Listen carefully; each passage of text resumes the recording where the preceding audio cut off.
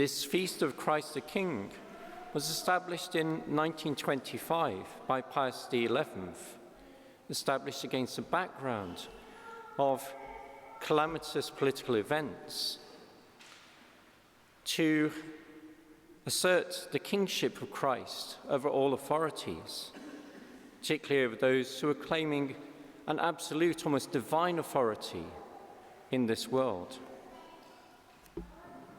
The kingship of Christ is not a kingship of this world.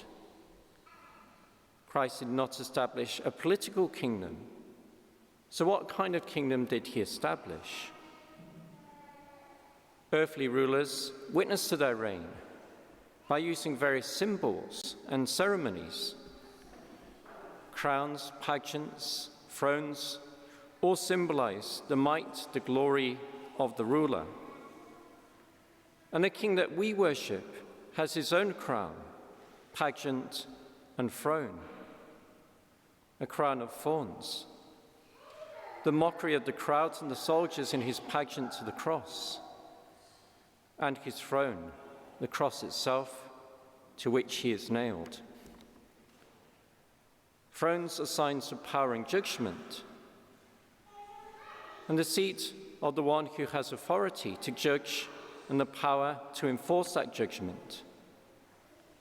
So it is from the cross that Christ judges, and from the cross that he is risen by his heavenly Father to heavenly glory, where his crown of thorns will shine as a sign of victory, victory over human cruelty, and the cross will shine resplendently as a sign of his victory over death. The King who judges is a crucified and risen King, the King in whom all things were created, and the King through whom all things are reconciled, in earth and in heaven. The first reading from the second book of Samuel reminds us that God has left it in our own hands to determine our particular kings and our forms of political authority. Yet for any form of political authority, the fundamental question should be, how does this serve those who are least in this world? The King who dies upon the cross teaches us that God's judgment on the world is found on the lips of those who suffer, those who are poor and rejected.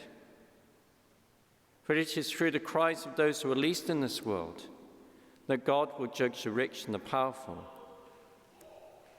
So on this feast of Christ the King, let us listen to those voices, the voices of the powerless, of the poor, for theirs is the kingdom of heaven.